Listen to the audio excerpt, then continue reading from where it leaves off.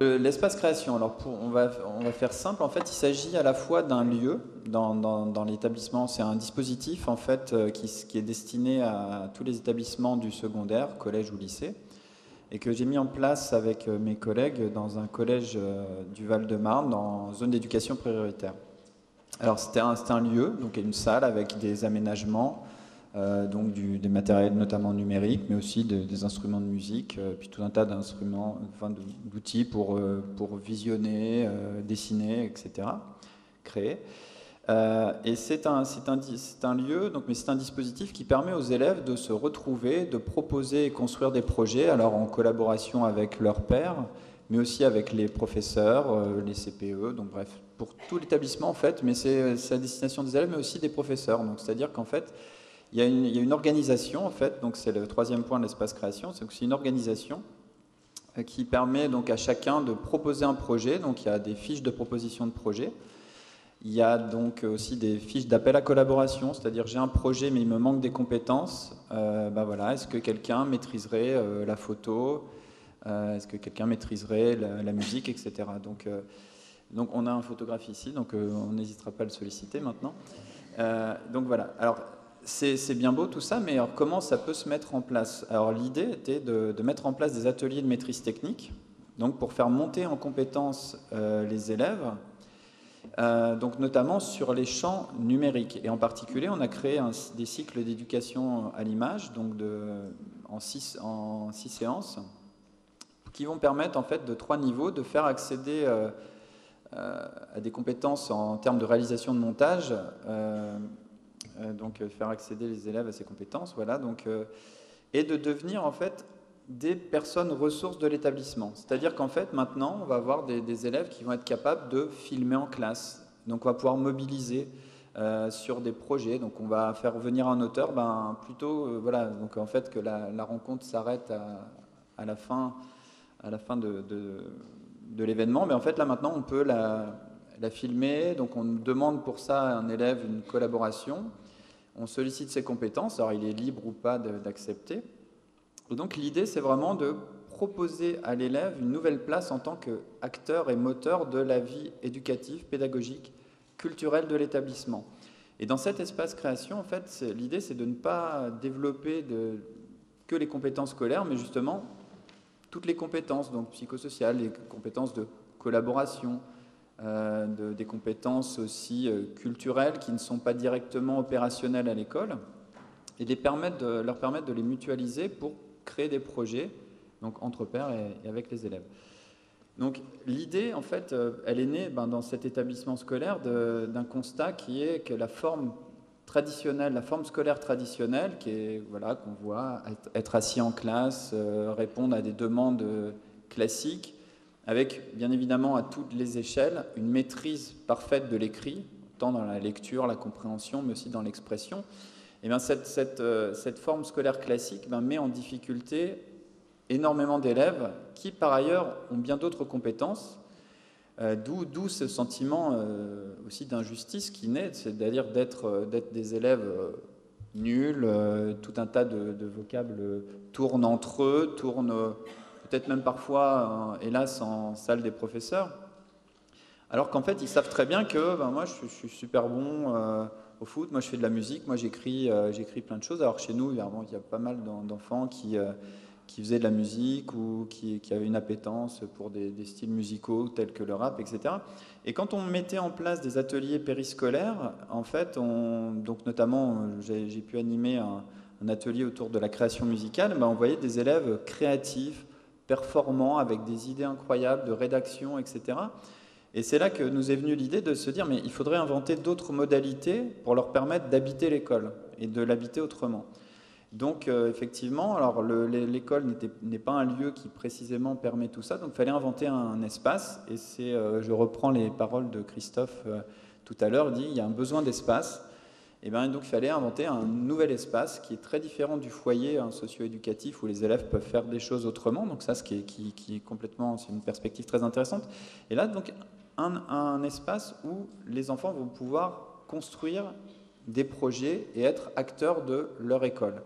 Donc là, l'idée était de jouer sur le sentiment d'appartenance, mais aussi de développer tout un tas de compétences, parce que par ailleurs, dans mes recherches personnelles, je voyais bien émerger ce concept de soft skills, de toutes ces compétences du 21e siècle qui sont rappelées dans l'étude de Pareja-Roblin sur la communication. Les compétences attendues au 21e siècle sont quand même celles de la communication, de la collaboration, la maîtrise des outils numériques. Et donc, l'idée, c'était de proposer ça, mais de manière très incarnée, très pragmatique, donc dans cet espace création, dans les ateliers de maîtrise technique. Alors, pour être plus précis sur les ateliers de maîtrise technique, donc on a des ateliers vidéo, mais aussi des ateliers de robotique, des ateliers théâtraux, donc des ateliers de création musicale, aussi des jeux de société. Alors, est-ce que c'est créatif un jeu de société ? Pas forcément, mais en fait, quand on leur permet, la structure leur permet d'organiser eux-mêmes un salon du jeu, donc de créer la communication qui va avec, l'organisation, réservation de salles, mobilisation des acteurs, et ben voilà, donc là tout de suite ça devient un projet collectif qui leur permet de trouver une place. Alors donc par exemple, donc en fait comme réalisation précise, et ben par exemple il y a donc une école du quartier a demandé en fait à ce que on puisse faire une présentation du collège, puisqu'ils étaient au courant donc de cet espace création, est-ce qu'on pourrait faire une présentation au collège du collège pour les écoles. En fait, qu'est-ce qui s'est passé? Donc, dans le schéma classique, on aurait dit, on aurait fait peut-être une présentation, quelques profs, quelques photos, un petit texte, etc. Tandis que là, on avait des élèves réalisateurs. Donc, l'idée était de s'emparer sur une classe de 6e. Donc, en plus, on avait la chance d'enseigner dans des classes sans notes. Et ça me permet de faire un petit détour sur l'évaluation, le principe de l'évaluation, et de voir que dans des classes sans notes, les projets peuvent naître de manière beaucoup plus débridée. Et donc, une professeure s'est emparée de ce projet et a pu se dire en faire un projet sur l'année pour la classe. Donc, on a présenté donc, dans toutes les matières, notre matière, on a présenté l'établissement. Et ce sont les élèves qui ont même décidé du format. Donc, ils ont pensé à un C'est pas sorcier. Et donc, on a eu un projet entièrement créé par les élèves de A à Z dans la réalisation et dans le montage. Et donc, l'idée dans ce projet-là, qui était une demande du professeur, donc une fiche de proposition de projet, avec des collaborateurs qui ont été des élèves, pour lesquels on leur a fait une demande précise en termes de réalisation, montage, acteurs aussi, il y avait des acteurs, donc des voix. On a mobilisé, donc je prends cet exemple-là, donc un professeur de musique comme personne ressource, qui a demandé à d'autres élèves dans ses classes de faire une bande-son pour ce film. On a mobilisé le chef d'établissement, les CPE pour être des acteurs, être filmés, pouvoir piloter aussi ce projet. Donc en fait, là voilà, on a donné la main, les clés aux élèves dans un projet qui était à la fois pédagogique, parce qu'on a expliqué ce que c'était, ce qu'on faisait en mathématiques, ce qu'on faisait en SVT, SVT par exemple d'une nouvelle matière qu'ils n'avaient pas en technologie. Donc en fait, on est allé vers l'enseignement explicite. Donc quelque chose de très important, on parlait de l'incompréhension et de l'injustice, en fait, parce que beaucoup d'élèves ne comprennent pas, et notamment en zone d'éducation prioritaire, ne comprennent pas exactement ce que l'école attend d'eux, parce que déjà, elle ne leur laisse pas beaucoup d'espace d'expression. Donc, j'aurais beaucoup à dire, il y a beaucoup de vidéos, donc il y a eu une énorme production vidéo. Il y a eu le journal du collège qui a été créé par des élèves à l'origine sur un atelier de maîtrise technique qui était animé par un élève à destination des élèves mais des professeurs, donc pour créer des affiches, parce qu'il maîtrisait un logiciel libre. Je lui ai dit, c'est génial, vas-y, propose un atelier. Des profs sont venus, même des acteurs du territoire sont venus. Et donc tout le monde s'est formé. Puis l'idée était, vu qu'il faisait un journal pour ses amis, pour sa famille, en fait, il a eu l'idée d'embarquer ses copains et ses collègues, ses amis, puis les autres participants de cet atelier à créer le journal du collège, donc en autonomie, qui était supervisé par une volontaire, un service civique, qui était dans l'établissement. Et ce projet, quand il a été formalisé, il s'est développé pendant 6 mois.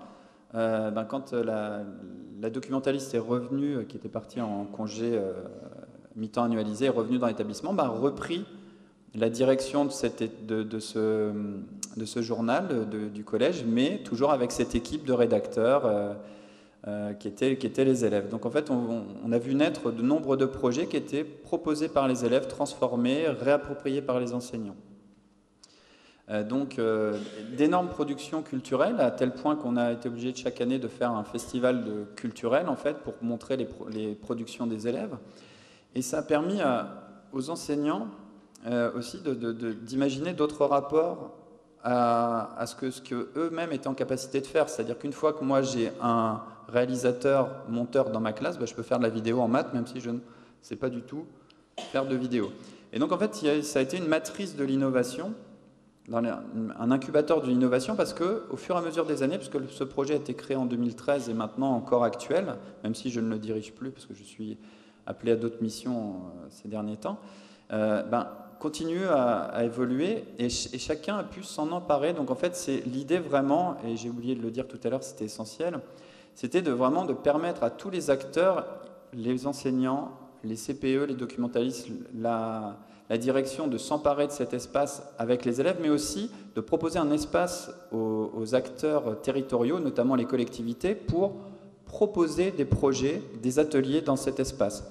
Et donc en fait, on a une ressource humaine, on a permis à l'extérieur de l'école de rentrer dans l'école et au projet de l'école de sortir vers l'extérieur. Et donc de créer une collaboration entre tous ces acteurs éducatifs dans un projet éducatif territorial, mais pour le coup qui n'était plus du tout théorique, mais très pratique, avec une agrégation à chaque fois d'un nouveau service. Le cinéma d'arrêt de la ville, finalement, a voulu participer à l'espace création au bout de 3 ans. L'espace intergénérationnel qui était cité juste à côté du collège a mis 3 ans lui aussi à pouvoir comprendre le principe et à pouvoir se dire mais tiens, on va pouvoir faire des ateliers de robotique, c'est génial, on va pouvoir développer des activités sur les temps périscolaires, plutôt que d'attendre que les élèves, les adolescents qui sont très casaniers dans leur utilisation, ils vont à l'école, ils rentrent chez eux, ils ont leur téléphone, leur console, leur ordinateur, ils ne fréquentent plus tellement ces lieux publics. Donc en fait, ça a été justement l'occasion de redynamiser cette fréquentation des ateliers culturels proposés par la ville, etc. Et donc je passe, mais en fait, voilà, il y a une dimension de cohérence dans les politiques publiques en direction de la jeunesse, en prenant l'enfant dans sa globalité. Donc je vais terminer justement sur cet enfant dans sa globalité, c'est d'avoir en fait ce rapprochement entre l'éducation nationale, l'éducation formelle, et l'éducation populaire, l'éducation informelle, et d'avoir un espace de rencontre à l'intérieur des établissements, parce qu'il y a quand même un côté sacralisé. C'est un lieu très important, notamment pour les adolescents du collège, que le collège, même pour les décrocheurs qui passent leur temps dans les couloirs. Je ne sais pas s'il y a beaucoup d'enseignants parmi nous, mais voilà, on sait ce qui se passe aussi. Mais là, justement, c'est d'avoir un lieu où ils pouvaient travailler, passer du bon temps, etc.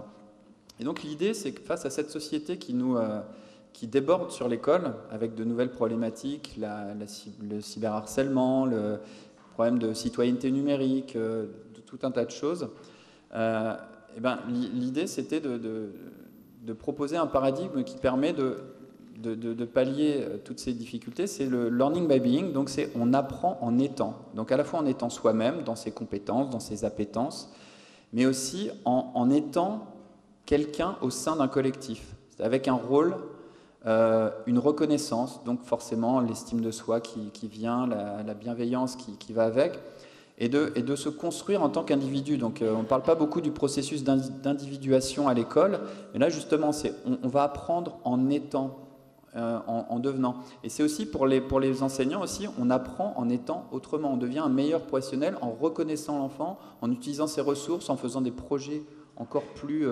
puissants, pertinents, parce qu'on a de la ressource humaine gratuite, en plus ça c'est pratique parce qu'on ne paye pas les enfants, on les fait travailler sur leur temps libre, et voilà, donc l'idée, ce learning by being qui s'applique à l'institution et qui, je vais faire une transition pour ma voisine, c'est aussi qu'elle puisse se réformer justement en prenant en compte toutes ces avancées de la recherche qui nous ont été présentées par exemple juste avant sur la nécessité de prendre en compte le bien-être, la qualité de vie à l'école, mais aussi de prendre en compte ces mutations de la société, l'impact du numérique, l'intelligence artificielle, etc., en impliquant tous les acteurs, à premier titre les enfants, donc dans une école qui est en phase avec sa société.